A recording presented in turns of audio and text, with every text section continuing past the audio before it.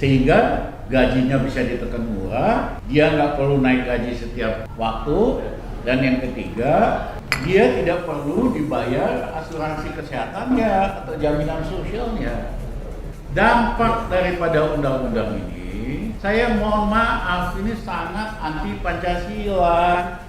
Tapi pemerintah ini sangat memanjakan oligarki. Dia nggak berani nyentuh keuntungan dadakan ini. Kebayanglah tadi kan si Kuok ini 147 triliun nambah kaya. Kalau dipajakin 40%, ya kan sudah berapa itu, hampir 60 triliun masuk kantong negara. Dia nggak berani nyentuh seorang si Kuok ini, apalagi yang lain-lain. Tapi dia berani naikin pajak rakyat, naikin PPN, naikkan iuran BPJS, naikin BBM, naikin listrik, naikin gas. Ya bahkan yang mau beli rokok ketengan aja nggak boleh.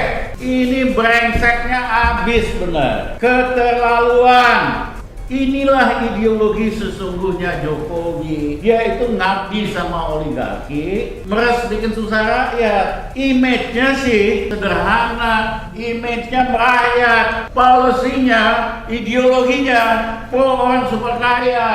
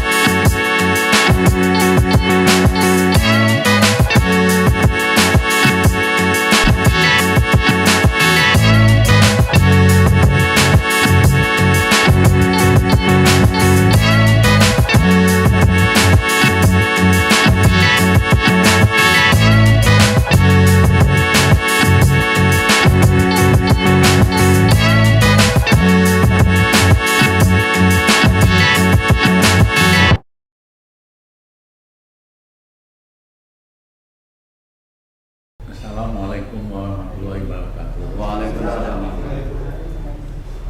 Saya kagum dengan inisiatif kawan-kawan untuk mengadakan acara ini. Karena memang kita harus terus menerus memperjuangkan kebenaran di tengah rezim yang terus menerus menyerukan kebatilan. Nah, Undang-Undang Omnibus Law sendiri dari awal memang udah cacat sejak lahir. Kenapa? Karena undang-undang itu dan pejabat-pejabat sebagai cara untuk mempermudah bisnis di Indonesia, sebagai cara supaya pengusaha, termasuk pengusaha kecil, itu tidak direpotkan dengan berbagai aturan dan campur tangan birokrasi yang berlebihan. Nah, jualannya ini menarik karena memang para pengusaha, apalagi pengusaha kecil, direpotkan oleh aturan yang terlalu banyak dan birokrasi yang kerjanya cawe-cawe buat ngarepin sogokan. Tapi apa hasilnya? Hasilnya undang-undang ini 1000 halaman undang-undangnya. Penjelasannya resminya 500 halaman. Coba masuk akal dah? Mau menjederhanakan, mau mempermudah, undang-undangnya ini 1000 halaman. Yang ada pengusaha, apalagi pengusaha kecil, makin ribet buat ngertiin pasal-pasal yang banyak yang bertolak belakang. Nah, tujuannya untuk mengurangi biaya perizinan dan regulasi buat kalangan bisnis justru tidak akan pernah tercapai. Kenapa? Ya 1000 halaman ribet, pengusaha, apalagi pengusaha kecil, datang sama pejabat, selalu dibilang mohon maaf, ini nggak bisa kena pasal ini, itu nggak bisa kena pasal ini. Ya, si pengusaha udah ngerti, ini kode nih, pejabatnya minta nyok disogok, akhirnya disogok lah. Jadi justru undang-undang Omnibus Law ini membuka ruang untuk pejabat malakin para pengusaha, apalagi pengusaha kecil. Karena di kalangan birokrasi itu berlaku adagium, kalau bisa dibikin mudah, kalau bisa dibikin sulit, kenapa bisa dibikin mudah? Itu pejabat biasa ngomong begitu, supaya maksudnya, ya kan, kalau makin sulit kan mau nggak mau ulok-ulok bisnis nyogok lah sebagai alat buat malak. Jadi undang-undang yang dikampanyekan untuk menyederhanakan, mempermurah perizinan, hasilnya itu justru membuka peluang untuk malakin pengusaha besar maupun kecil. Karena undang-undangnya sendiri 1000 halaman, buat ngerti itu mesti nyawa lawyer pula dan sebagainya. Nah, isi undang-undangnya sendiri pada dasarnya mengurangi hak-hak dan fasilitas yang dinikmati oleh buruh, dan itu sangat tidak manusiawi. Misalnya di situ dihapuskan outsourcing bisa selamanya, itu kan sadis. Karena pegawai outsourcing ini, kalau dulu kan ada batasnya 1 tahun atau lupa, 2 tahun, di situ harus pegawai tetap. Bisa terus jadi karyawan lepas seumur hidup, sehingga gajinya bisa ditekan murah, dia nggak perlu naik gaji setiap waktu, dan yang ketiga, dia tidak perlu dibayar asuransi kesehatannya atau jaminan sosialnya. Nah, dampak daripada undang-undang ini, saya mohon maaf, ini sangat anti Pancasila. Ya, justru hak-hak buruh dikurangi, dipreteli.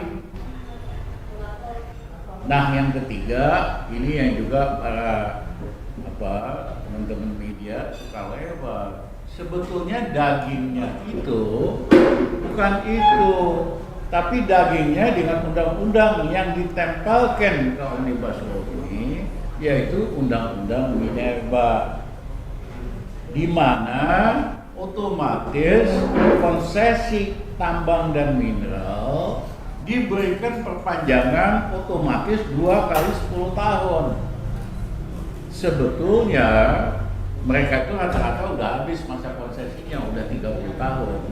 Harus dikembalikan ke negara, terserah negara mau pakai miliknya sendiri atau bagaimana.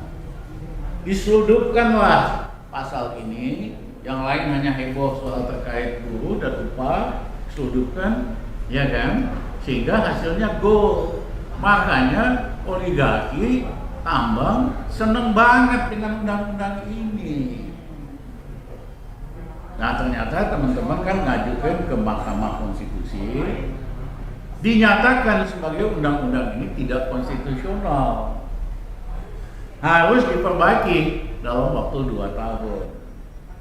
Itulah yang membuat oligarki tambang takut. Kalau ini berlaku, berarti otomatis nggak ada perpanjangan konsesi. Untuk itu dia bujukin si doi ini supaya tanda tangan secepatnya. Itu loh alasannya.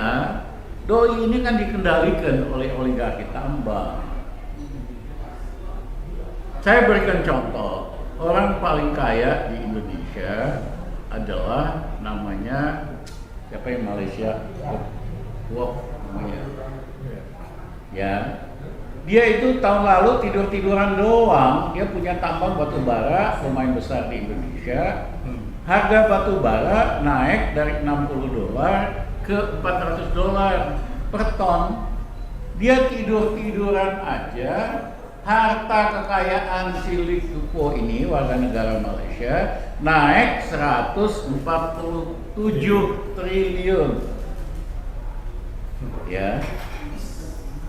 Nah, itu baru si Lee Kuok Yew. Belum raja-raja tambang yang lain pasti naik kekayaannya puluhan triliun, bahkan mungkin ratusan triliun.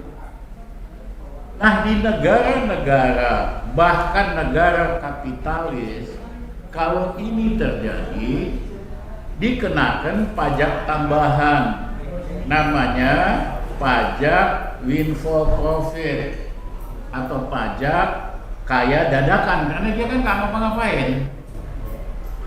Kenakanlah pajak tambahan karena keuntungan dadakan bisa sampai 30%. Itu terjadi di Inggris, terjadi di Amerika, bahkan di negara-negara kapitalis. Tapi pemerintah ini sangat memanjakan oligarki. Dia nggak berani nyentuh keuntungan dadakan ini. Kebayanglah tadi kan si Kuok ini 147 triliun nambah kaya. Kalau dipajakin 40%, ya kan?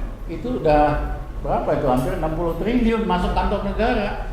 Dia nggak berani nyentuh seorang si Kuok ini, apalagi yang lain-lain.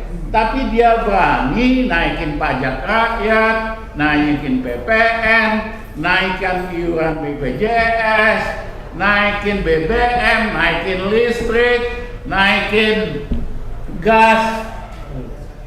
Ya, bahkan yang mau beli rokok ketengan aja nggak boleh. Ini brengseknya habis benar. Keterlaluan. Harusnya kan yang dia pajakin tambahan itu yang dapat keuntungan dadakan. Dan itu duit gede semua, bisa dapat ratusan triliun. Nah, tetapi dia malah ribet majakin rakyat kecil. Inilah ideologi sesungguhnya Jokowi. Dia itu ngabdi sama oligarki, meres bikin susah rakyat. Image-nya sih sederhana, image-nya merayat, polisinya, ideologinya pro orang super kaya.